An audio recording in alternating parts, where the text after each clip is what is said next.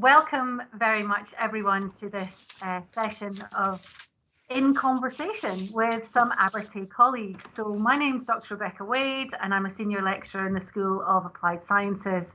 And I teach on the Environmental Science and Technology programme and the Civil and Environmental Engineering programme. And I have with me today Janet Horrocks, Kate Smith, Yvette Wharton, and Robin Sloan. And we're going to have a conversation today about our different perspectives on green health. So what does green health mean to us? We're each going to introduce ourselves and talk a little bit about what green or indeed blue health means to us, either professionally or personally. So I'm absolutely delighted to have colleagues from different disciplines joining me today so that we can all explore this topic for Dundee Green Health Week.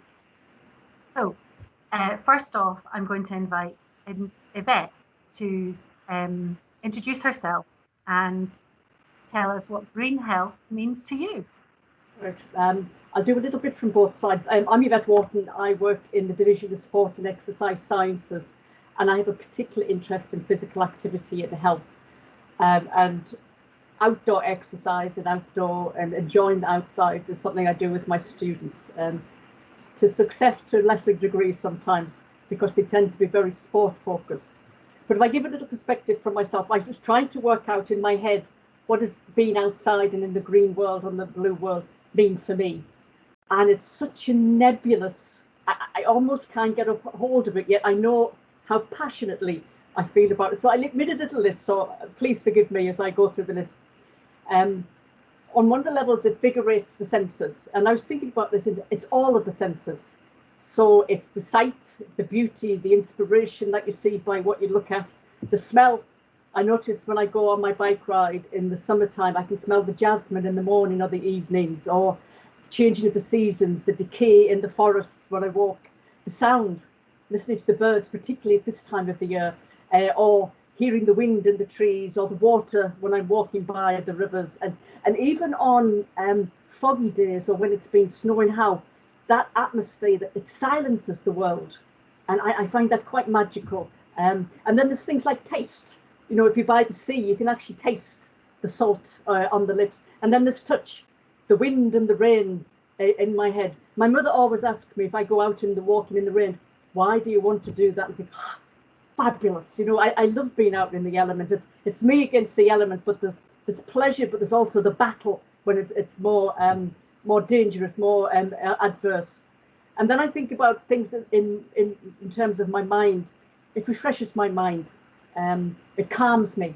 My thinking becomes easier. And I know that when I'm out walking or on the bike, I invariably come home with the answer to a question that's been annoying me for the past week. And then it's a time to switch off. You know, I can leave and abandon work, the home, etc. And the problems are reduced. And it's almost a metaphor. I was talking to a friend about it a few weeks. We walk to the top of a hill, and it's, you know, it's the slug up the hill and the exhaustion, and the stopping to admire the view when really you're stopping to catch your breath. And you get to the top, and the problems you started with at the bottom have gone, and they shrink. And it's when you look at the little people and the little houses and the little trees, that's what happens to the problems. And then there's an element of escape and freedom. And it reminds me always when I'm out on my bike and the beautiful scenery, I always come, the name of a book by Alan Paton, South African author. And he had a book called Ah, But My Land Is Beautiful. And that plays through my head when I'm out, no matter what the weather and what's happening. And I've done some research with older women, middle age into old age, looking at why they do adventure activities. They go climbing or canoeing, etc. And there's one quote that sticks in my mind always, is that one of them writes, when I get old and can't do this anymore, and I'm in the retirement home, I will take out my photographs, look at them, and say life was good. And that's what it is. You know, so it's a whole package of things. And I speak to my students about this, and because this, I'll be kind to them, they're interested in sport and exercise, and that's their obsession. Their focus is the gym. And they don't realize that all the benefits you can get in the gym you can get those outside, but they're amplified. And that's what I'm trying to get my passion through to the students, and to realise what an amazing thing it is. I hope that's a few minutes. Is that okay? I'll pass back to you, Rachel. That's amazing, Yvette. Thank you very much indeed. I'm going to just go round my screen in the order that you appear to me. So I'm going to go to Robin, and then Kate, and then Janet, because that's where you all are to me. So I'm going to now invite Robin to introduce himself and to tell us a little bit about what green health means to you. So hi, I'm Robin Sloan. I'm senior lecturer in the School of Design and Informatics, and specifically there I'm a senior lecturer in game design. So that's what I teach, it's what I research, but it's also what I do. So it's academic professions you end up in, I guess, because you started off playing games as a child and you end up there professionally. You wonder quite how you got there. But you don't criticise it because it's great. But thinking about green health, green spaces and blue spaces and health more generally, I think I could reflect on it also professionally and personally. I think it makes sense to look at it personally first, because I can define myself as a lecturer in games, but actually mostly I'm a dad, and I just happen to be a lecturer in games as well. This past year, quite often simultaneously, doing both things, which is a challenge in itself. But yeah, as green spaces and blue spaces, but primarily green spaces to me has been a place to explore with family. And I think that's mostly how I see it these days. I have got sort of memories of being able to go and cycle on my own, which I'm kind of hoping to do again one day. But just now, primarily the green spaces have become walks, they've become hikes. I spent a lot of the lockdown year, pretty much 2, 3, which is great for their own health and exercise, but also for their discovery. I think it kind of opened them up to new things, new ideas, things like helping them identify bird song. I mean, as far as they were concerned, there were pigeons and there was nothing else. And then you walk out the back door into the fields, and suddenly there's all these other birds that they didn't really know existed, even if they can only hear them, you know. And similarly with trees, we spent a lot of time last year kind of showing that there's more than one type of tree. There are other trees as well, even though they look the same. So a lot of it was about discovery, as well as health. But I think if I was to look at that professionally as well, one of the main interests in outdoor spaces is the idea of play, because I said I'm a lecturer in game design, but really what that means is a structured form of thinking about play. And one of the things I guess I always come back to is the stereotypes of what we mean by game design, especially if you say computer games or video games. I think there's connotations that come from that. It kind of goes against the reality of what we do, is that we curate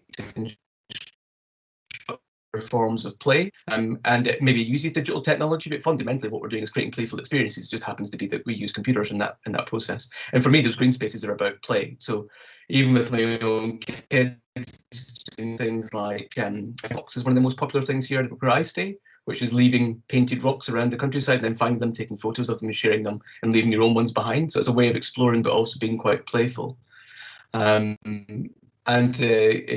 Creating games are using your imagination in the wild. I spent more time last year pretending that there was wizards and witches in the woods than I was actually walking. When we saw something at the witch's house, and then the stories emerged from it. So I think for me, that's the thing that green spaces to me, certainly as a dad, but also as a lecturer in game design, someone who teaches young adults how to make computer games, to get them thinking about what play actually is. And really fundamentally, play is just a degree of freedom within set constraints. That's a really simple definition of play. And I see green spaces as being sort of something along those lines. It's quite a freeing space, but there are constraints, offers opportunities for discovery, for exploration, but also for having fun. Fantastic. Thank you very much for that, Robin. And you nicely wove together the personal and the professional. As promised, I'm coming to Kate Smith next. Kate, if you'd like to tell us what green or indeed blue space means to you and health, in relation to health. Okay, thank you, Rebecca. Okay, so I'm Kate Smith. I'm the head of health sciences at Abertay, and I'm also a psychotherapist. So I work in mental health. So unlike Robin, I'm going to start from a kind of professional perspective, although I think I really resonate with this idea of playfulness. and the idea of creativity, because I think green spaces, when you're working in mental health, there is an element where we are, as a profession, as a group, we're trying to break out of a prescribed way of being. We're trying to help people explore opportunities to see things differently, to change perspectives, and be a therapeutic space is it's a kind of expansive space. It's where you kind of all rules are off. That you can do what you want. And to me, being in the outdoors, being in the fresh air, being in a place where actually things aren't already prescribed for you. There aren't rules about how you have to be, and there are rules about how you have to behave. In order to, those spaces are wonderfully therapeutic, and they feel so good. And it's almost like that kind of engagement, you don't necessarily plan it. You don't know what's going to happen when you're out there, but you have the opportunity to be there.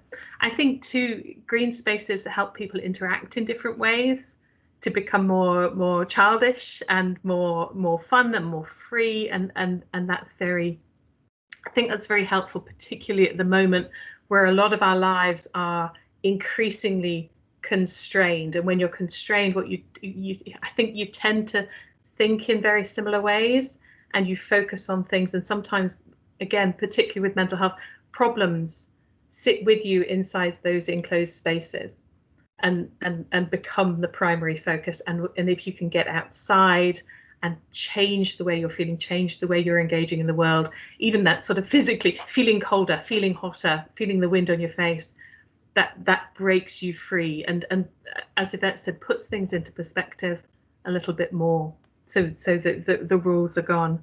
I think at Abertay we teach an approach to therapy called pluralism, and pluralism asks therapists and clients to think about alternative ways. So therapy is not about conversations, it's about new experiences and opportunities and things that are out there. And I think green therapy is a growth industry, if you want to call it that. A lot of people will not want to do therapy online. They'll go out into the park and do it there. So I guess that's my, and I guess I'm no different. So my professional view is the same as my personal view on being in the green. Fantastic. Thank you very much, Kate. And I'm going to come to Janet next, if you'd like to share some thoughts. Make sure you unmute yourself. Okay, so I'm Janet Horrocks. I'm a lecturer in the School of Applied Sciences, and I teach in the biomedical science area, but I'm very much coming to this really from a personal perspective, because for me, what Kate was saying about green spaces being healing and therapeutic really resonates. And I know when things are difficult for me, it's the green and the blue that I go to for my help and support. And I think there's a lot of reasons for that. I mean, there's one thing that you're very much in the moment in green spaces. I mean, I quite enjoy doing things like mountain biking and rock climbing, and there you have to concentrate really hard on actually what you're doing at the time. Otherwise, it could end quite badly. So you have to be 100% in the moment. And there are so many times when it's, you know, in normal life you end up doing two things at once and not really being there. And when in the green spaces and when you're doing these kind of things, you have to be there, all of you, all of the time. And it's this idea that you can almost do not what you want, but there aren't those rules there, and there's nobody watching, and there's nobody really, depending on where you go and what you do, there's maybe nobody seeing what you do. I mean, I've quite enjoyed going out a lot at night over lockdown, because normally in Scotland you think as the nights begin to draw in, you can't go outside as much, but actually now you can get quite good quality lights that are relatively reasonably priced, and so you can still do your be in outdoor spaces at night. And I think one of the other things which sort of resonates as well is the way that when you're outside, for instance, if I quite enjoy going swimming outside, and when you're swimming, nobody can actually ask you to do anything because you're completely in the moment of what you're doing. And that means you can really sort of think about where you are and what you're doing, and you can get very close to the wildlife sometimes because they're not used to seeing you there. And I think that's very powerful for me, just that sense of being completely immersed in the environment. I think that's... Thank you very much, Janet. Were you finished? Yeah. I think so, yes. There's so much you can say about what being in a green space does for you, though, that I'm rather lacking in focus, I think. Maybe you need to take a walk outside to gain the focus back. I do, yes. So I'll finish by asking myself the same question. I feel very privileged and glad to have heard all of your perspectives. Thank you very much. But from my own perspective, you know, I'm a physical geographer by training. I've been looking at landscape processes and, you know, water and green spaces and rural spaces and urban spaces for, you know, almost 30 years in sort of professional capacity. And I teach civil and environmental engineers. And I think I'm passionate from a professional perspective that we can do better for those spaces, that actually by working with nature, we can provide better spaces that will be better for our health and well-being, but also will help do things like, you know, reduce pollution, air pollution and water pollution, and reduce flooding and help fight against drought. So I'm thinking about all those amazing services that we can have provided to us by having a really healthy sort of green and blue environment. And that kind of idea of the forms and functions of space being connected and linking that into sort of local processes, but remembering that it's all part of a global system of processes that is really connected. So, you know, I get a lot of sort of, you know, professional engagement with those spaces in what I do. But I think that the reason I'm so passionate about looking after those spaces so well is that I've also been able to, you know, work with people across disciplines to understand just quite how much, you know, it's true that if we look after the environment, it'll look after us right back. And I personally get that sense of awe and wonder of being outdoors, occasionally hurtling down a hill on a mountain bike or climbing up a ski slope, not quite the rock climbing that Janet does, but definitely immersing myself in cold water in the Tay or in a stream somewhere, and that sense of immersion in nature, whether it's the rain on your face, Yvette, or the thinking that it might be a wizard hiding behind the next tree, or the fact that, you know, there's no rules here because we can just do what we want in this, you know, therapeutic space. You know, all of those things, you know, absolutely resonate with me. I'm so pleased you all shared those different things. So I think that the natural environment, whether it's a green space or a blue space, it really refreshes me. It helps me to reset, to find my kind of sense of calm and perspective. I think a few people have mentioned perspective, and I find that sometimes I'll deliberately get a bit mindful because my brain's still thinking about the things that were on my last Teams call or in my last email or you know, my last class or whatever. And so I'll often take to photography. I'll think, okay, there's some really nice wildflowers over there. I want to take some pictures. So I bring the kind of digital into my green space environment because it sometimes helps me to literally focus my mind on the things that are in front of me, and remember that I need to be in that space in that time and not just going through that space, actually still having all those worries that I might be having going around my head. So sometimes activity like swimming or cycling, and sometimes activity like photography just helps me to have that switch, that perspective, and to change my mindset. So I guess that, you know, that's a little bit about me. And I've also been working with the Dundee Green Health Partnership and with our Abertay students to try and find out how people of Dundee are actually experiencing green space and what it means to them. And we're finding that the people of Dundee were using green space a lot before COVID, but even more so in this last year when we've been a bit restricted, to say the least. And the green health prescriptions that we have in Dundee are being issued across all wards in Dundee to all ages, and to men and to women. So there's lots of really interesting stuff coming out with that kind of more factual, evidence-based sort of health impact for the residents of Dundee and the green spaces. But we also know that all green spaces aren't equal, and some people do have access to, you know, more functional green spaces, more varied green spaces, more biodiverse green spaces, more imaginative and therapeutic spaces than others. So this is something that I'm working on as well.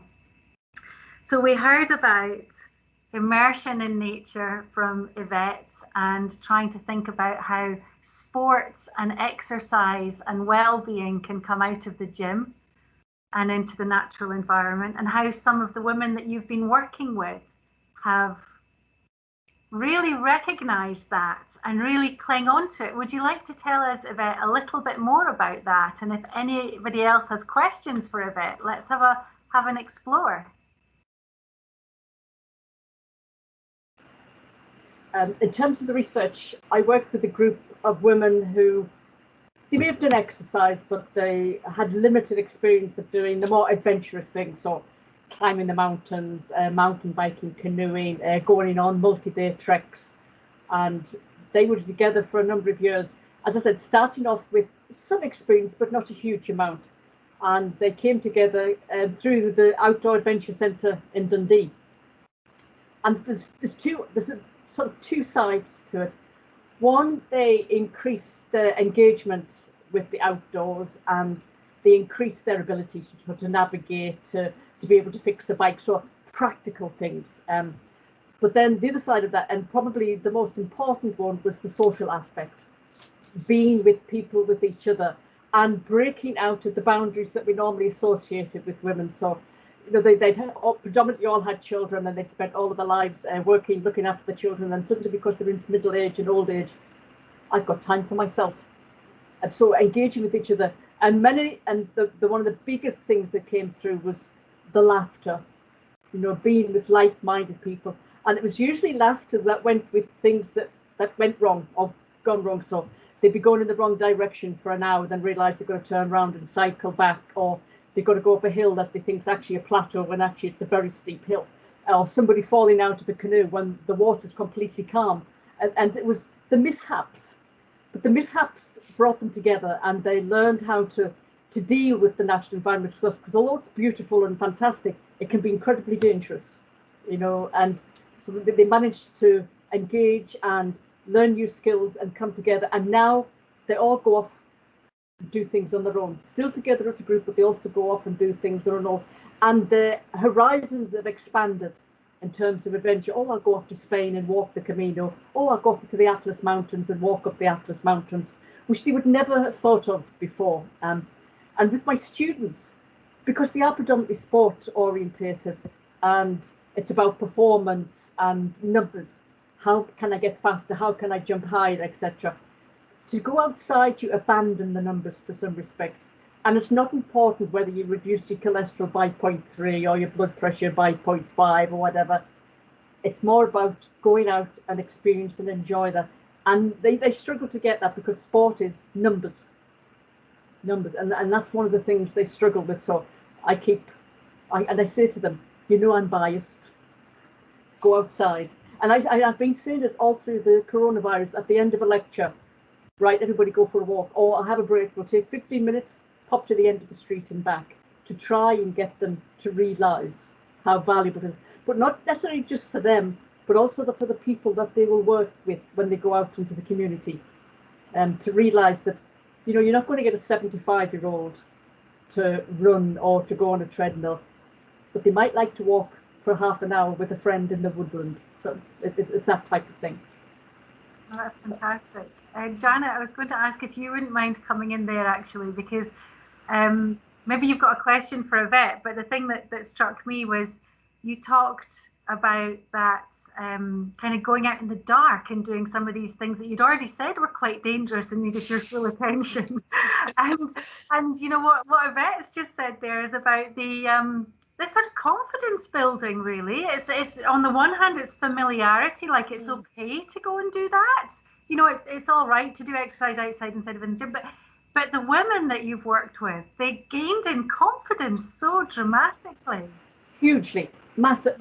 And that's one of the things they said, the confidence. But because they were with each other, they were able to rely on each other and support each other, which obviously increased their confidence. And because they found that common bond of laughing when mishaps, there used to be a slight pause, they said, where they checked to make sure that the woman, the person who had the accident wasn't too badly injured before they started to laugh. And then they tell the story where, well, somebody fell off a bike and they were in a massive valley, which meant that somebody had to go to the top of the hill to get their mobile phone to work. So massive problem solving, and they translated that into their everyday life.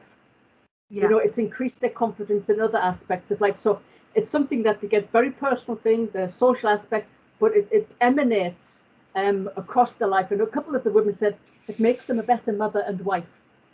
Wow. Yeah. Because and it also, and one of the things that was music to my ears was they stopped worrying whether the cleaning gets done at the weekend. There's a choice: shall I go canoeing or shall I do the cleaning? Canoeing will win. So they found time for themselves, which is not the norm for mothers and married women, because they tend to think of their family first. So that was a wonderful thing for them. So confidence in being outside, but confidence to reclaim and use their time for themselves. Yeah. Can I just have a question really for everybody, and Yvette in particular? It's quite interesting because a lot of what you're talking about there, Yvette, is a real difference between gender and how people experience and access the outdoors. And I was just wondering what everybody's thoughts on that were. I mean, we do only have one male with us, but what do people think about that in terms of different perspectives? The data tells us that fewer women access the outdoors, especially the mountains, the lakes, etc. Women are far more likely to do an exercise class. Yeah, hiking's slightly different, and there is a masculine version tell you know hanging from a rope is masculine and tough. It's not a feminine thing to do, but it is shifting. It is shifting. I mean, it was quite interesting actually. The last few times I've been out, admittedly on my own on my bike, but it's mainly women that I've seen walking, and parties of women. And when I've been out hill walking in the last year or so, I've seen far more women going out than I've ever seen before. Because people used to, if I was out on my own walking, people would look behind me for where's the man that you're with, looking after you. Because wasn't there because I was on my own. But I was just wondering, has anyone else experienced that? Or Kate, do you want to come in? It's interesting that you're saying that, but I think coming from I don't see a striking. I can imagine a gender difference. I can imagine that there will be a gender difference, particularly in younger women who are possibly far more conscious of how they look. They're sort of wearing makeup and they have lovely hair and things like that. That's a sort of maybe a pre-assumption from me. I think in terms of the women that I know, again, I'm a woman, so I know women who will go out swimming in the Tay, for example, and it's a sort of joyful event. So that I've never laughed so much than when I went wild swimming, and my perception is that those kind of joyful events have a kind of femininity about them, which is quite strong. And again, I'm happy to be contradicted. I hate to sort of create gender stereotypes, but that's been my experience, that the men I know who I spend time with outdoors will either be doing what Robin's talking about, the kind of being wizards and finding bits of stick to throw at each other, or will be doing something quite purposeful and maybe even competitive, the number of Monroes or the speed of cycling. But yes, no, I think it's an interesting question. I think we should hear from Robin. I think we should. I do my best to try and not intervene on an issue of gender, I guess. But on a personal level, I guess we're very rural, and it's really anecdotal. But what you were saying, Kate, about the more masculine things, I certainly noticed that, and that there's a lot of cross-country mountain bikers here. They're almost always male, and I don't know if that's a macho thing what they're doing, because it's pretty intense mountain biking. But the ramblers that go past are always mixed. And the thing that I spot more actually is not just gender, the age demographic differences, and how do you cross those things? Because again, anecdotally, watching at my window for a year with not much else to do, I've seen lots of ramblers, lots of cyclists, lots of horse riders. Yeah, the ramblers are almost from an older demographic. You very rarely see them with younger family members or other younger people with them. The cyclists I see are almost always kind of, they look in their 30s or even in their 20s, and like I said, predominantly male. So there's definitely something happening there. But in terms of involving younger generations in green spaces and blue spaces, I think that's something that I'm quite interested in investing in myself. I think there is a generational shift a bit about the outdoor spaces and how we engage with them. I guess that's something I'm quite interested in professionally as well as personally, because obviously I want my kids to go out, if not just these, but for them to be outside and appreciate it. But I also know that there's so many other distractions and there's so many other demands on their time, and it isn't. It's not like technological luxury for them these days. I think there's literally just so much information, so much to know. It's a far more complicated world, I think, for young people than it was even for myself. In the 1980s, it was a far simpler time then than it is now. So I think it's engaging with green spaces about gender differences. I think is important. I suspect also that there's issues of geography here as well, and safety in these spaces and how that varies. We talk about the inequalities that might be happening within our cities, but there's also inequalities in terms of the safety of spaces, which might be a factor, particularly around gender and age, I think. But yeah, how do we create more opportunities or encourage opportunities for generations to interact outside? That would be a really nice thing to do. And I think certainly when it comes to my field, which is more about designing play, I know a lot of my colleagues are kind of working in this space more so than me, but ideas about creating play that are specifically about crossing generational divides. I think this is one of the most exciting things about game design just now, because it's and I'm sure this is true in sports as well, but it's one of the things we're trying to do in games is figure out ways of having, for instance, grandparents and grandchildren to play together. And I think that's the kind of thing you could do really well with green spaces, because you get this idea of discovery and learning and education, which could both parties can be take a part in that. But there's also this idea of play, which kind of engages kids and gets them excited about outdoor spaces. So yeah, I've kind of sidestepped gender differences because I'm not quite sure. Certainly, when I'm out and about, it looks very mixed. But I think it's primarily that the differences in age that I'm interested in. Thank you, Robin. Do you want to respond, Janet or Kate? I don't know. I think that's quite an interesting observation about the age profile of people outside. And again, I've noticed far more young, over lockdown, far more young people just out walking, because other things that they might do, might be available for people to do, just haven't been there. And I think the really interesting thing will be what happens going forward. And are those people that have, who have been in those spaces, going for walks with friends, things like that, are they going to carry on doing those? And is that going to become part of what they do? Or are they going to kind of go back to Saturdays are spent, I don't know, go walking around the shops and that kind of thing?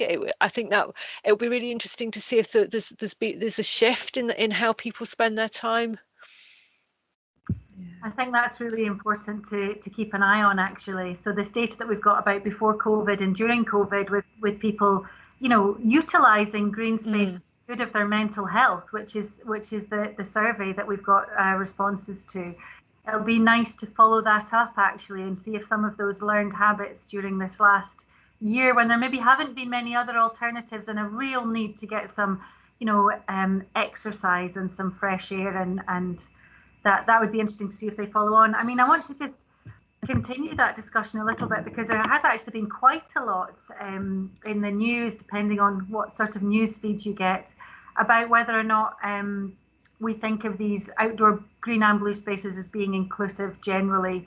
So not just across different age ranges and not just across genders, but for all sorts of components of society that might have different cultural viewpoints, that might have different, there are different expectations, and that some people are surprised to see people from other cultures or who don't look like them in those environments. And I think I'm really keen for them to be spaces that where everybody can feel that immersion in nature, that awe, and that attack on their senses in the best possible way, of smelling the jasmine and hearing the bird song and playing the games and feeling that they're therapeutic spaces and not threatening spaces, regardless of where we all come from. So I think there's some work to be done there in inclusion that goes way beyond just gender.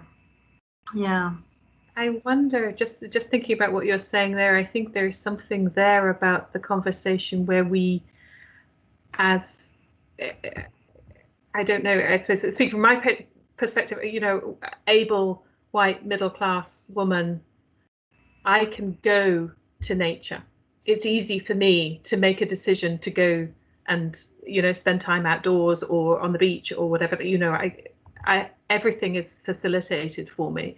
But I think this conversation is around something you were mentioning earlier, Rebecca, about how do we create a world where green spaces are infused, that this is actually part of our existence. And I think that too speaks to that kind of normalization of, because we do talk about, going going to do your outdoor activities, where actually it should be, well, ideally it would be a normal part of existence, so that it wouldn't be questioned whether a teenager would be walking outdoors at a weekend. I mean, I think but it's not the case. As the mother of teenagers, I know that what they do given the choice, and you have to, as a parent, I warn you now, Robin, you have to keep that effort up as you go in order to do it.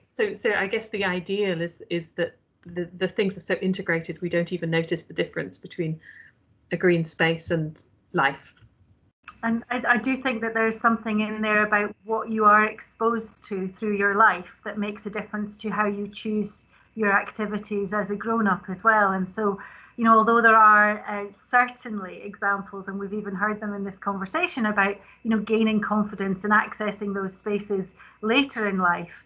And what we see from the research generally is that people who are exposed to those spaces and who find, maybe climbing a Munro or going for a walk on the beach normal as a child, they're the ones that are more likely to be able to have that resource to help their mental and their physical health, as a teenager and as an adult. And I saw on a Facebook reminder the other day that it's 9 years ago since my two boys did their first Munro, and they're now old enough that they go off and do Munros on their own, and that just gives me a huge sense of joy, because I'm actually a bit jealous when they go off and do those kinds of things without me.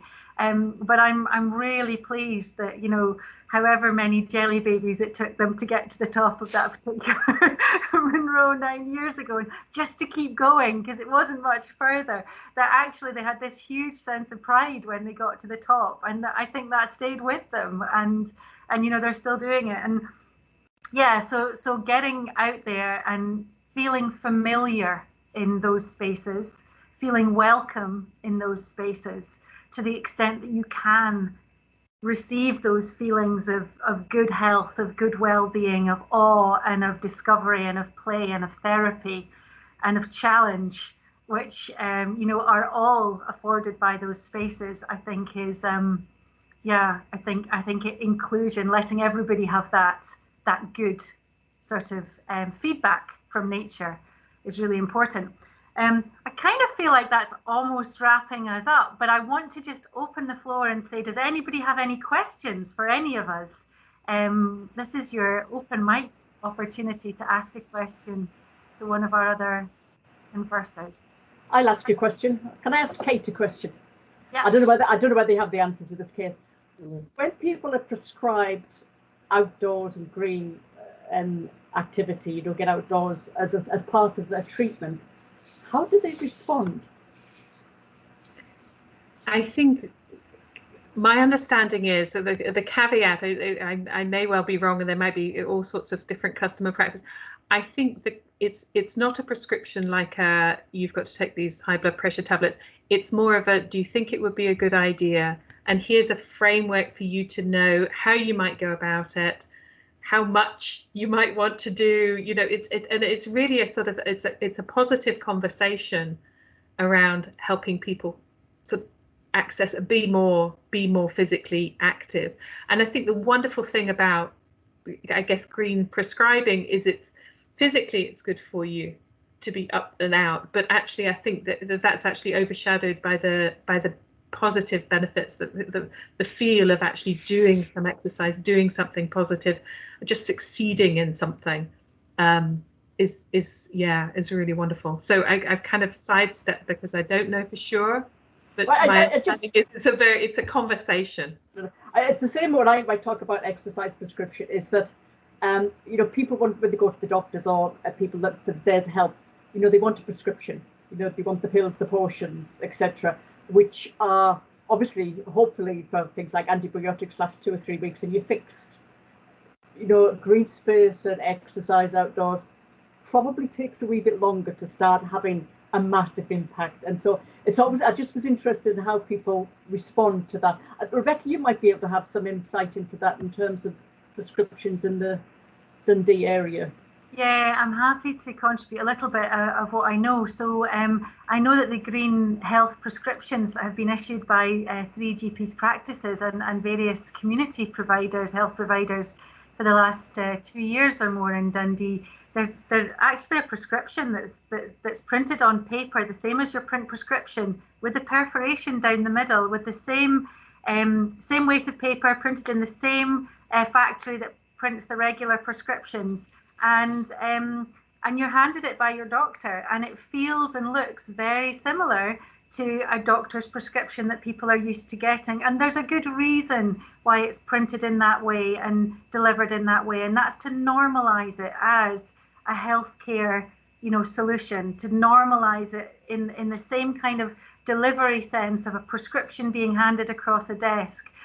But there obviously are different responses. So some people are very pleased to have an alternative from pharmaceuticals, to have something that they can do practically and physically. Others are more reluctant, you know, because it's something that's unfamiliar and it's not normal to them. But what we do know are that the Green Health Partnership in Dundee has been working with the voluntary sector, and they've actually managed to devise a referral system whereby the GP takes the first step, or the healthcare provider takes the first step and hands this green prescription, and then it's followed up by the voluntary action. So if somebody hasn't taken the initiative to fill their prescription by undertaking an activity, a nature-based health activity, then they'll get a phone call and say, you know, what do you need for us to help you? Would you like a volunteer to come and take you to your first health walk in the park? Would you like somebody to explain a bit more about it to you so that you know what it's all about? Because that first step is often the hardest one. Starting something new, going somewhere different, is often the very hardest thing. And so the fact that the National Health Service and the voluntary sector and the local authority are joined up in this initiative, providing the green spaces, enabling the activities to happen there, having the different activities all be part of the programme. It means that the GP doesn't have to know what's happening where all the time and give a specific indication to a patient that they should go to a certain place. They say, we think you should do some, or do you think you would like to do a green health intervention? There's some fantastic opportunities, from walking to cycling to art to gardening, and you know, these people will direct you to the one that's closest to you, best times for you. So it basically takes the weight off the GP's shoulder in terms of the specific sort of prescription, I guess, and lets that be settled by the rest of the support network that's there to help with the green health interventions. And I think that the more that becomes normal, the more people will just think that that's an option when they go to when they go to a healthcare provider, this is one of the things that I might walk out of here with, and other people have told me it helps because they've been doing it too. So I think that would be amazing if that did become a much more normalised part of our healthcare provision. And of course, there's an awful lot in the news today about social health and social care provision, and this green health agenda feeds into social prescribing, exercise prescribing, green prescribing. It's all part of the same wider agenda. So I think, has anyone got any burning questions? Yeah. I've just got a quick one for Robin, and I don't know whether to just, this is one to leave it with, so you might want to edit this one out, is, you know, you were talking very much about the kids, you know, the play in terms of computer games and play in terms of the outdoors. But what do you notice that's different about how kids play in those two very different types of environment? I mean, in terms of maybe your own kids, I mean, because they're hugely different. I would say that they're probably conceptually different, but actually kids, especially younger children, under 12, but teenagers as well, who play games are predominantly playing social games. I think that's one of the things people who don't really realise about computer games is that they're predominantly a social medium. And I'd say compared to even sort of 10 to 20 years ago, when games were first kind of mainstream, digital games that is, computer games, I think on average most children today are actually primarily choosing social games first. Different kinds. They might be called couch play, where they play with brothers and sisters on the same screen as you might know them. But actually, the vast majority are playing online in safe online spaces, different types of online games. And their forms of play are quite engaging and they're quite expressive. They are totally engaged with people they're playing with. My daughter plays online with her friends and she's talking to them at the same time, for instance. So it is a highly social way of engaging. I think the outdoor spaces, I see them engaging the same way. The difference is how you go about curating these spaces, either as a parent, because obviously parents do that, you curate things for them all the time. Quite stressful doing that all the time though. So what you really look for in green spaces is how can we better, not augment, or we don't need to use digital technology even at all, just how do you better onboard children to green spaces so they know what they're going to expect and they know what they're going to do and they understand what the objectives are, or if that's what's relevant. I think you'll see them. I certainly see my kids engaging pretty much the same way, unless it's really bucketing down with rain, which in Scotland often has been the case for the last month. In which case they're much unhappier than they are inside. Thank you. No, that was really insightful, because I was forgetting about that huge, because I guess it's something that's kind of passed me by, that huge sort of social area of gaming. I guess that's partly a generational thing. I still think very much as computer games is quite a solo activity, but you know, that's yeah. And I think actually it's the social thing that's got a lot of people outside. They may have gone outside during lockdown so they could have a conversation with one other friend in a socially distanced way. And I know people that have gone on a sort of a walking relay. So they'll arrange that sort of, every half an hour, then somebody else swaps in. And so the friends group all gets a chance to speak to each other one-on-one at some point. And so this is, very intense social coordination to enable that kind of thing to happen, but within the COVID restrictions and obviously outside. And so people have maintained a social connection. And they've been, required to do that in the outdoors for much of the last year. But they've also maintained a social connection through gaming because they've been able to do that in a COVID-safe way. Do you see many games, Robin, that are introducing, very sort of natural environments? I know there's loads of different kind of backdrops for games, but do you see that is there a tendency towards maybe, with the youth interest in the climate crisis and the biodiversity crisis, do you see that games are going to address those concerns of youth as well? Yeah, I think that's absolutely been happening for a while. It's probably even more prominent now. There's very good integration of games into schools now, for instance. probably more than people would actually think, especially primary schools, especially using platforms like Minecraft for try and engage people with the environment, because Minecraft is a game about the environment and manipulating the environment and exploring it. So it's been used in that context.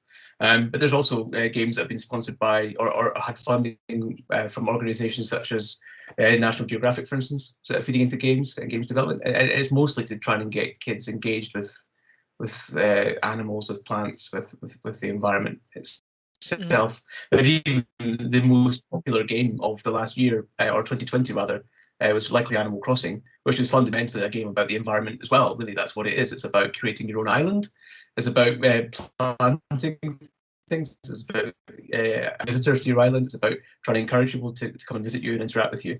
And really, it's about that curation of space. So I think, yeah, games do explore those themes, even when they're not explicitly telling children to go out and play outside by giving them a game that involves them going outside, like a Pokemon Go or what have you. Games are touching on those themes. It's really good to hear, and yeah, absolutely fascinating. And I know you've been working on various different strands, trying to think about how actually going outside becomes part of, you know, that playful digital linked environment as well. So we are up to time, and I'm going to stop recording in a moment. But before I do, I just want to sincerely thank Yvette, Robin, Kate, and Janet for joining me today to answer the question in conversation: what does green health mean to us? So thank you very much, all of you, for your contribution. It was a real pleasure hearing from all of you.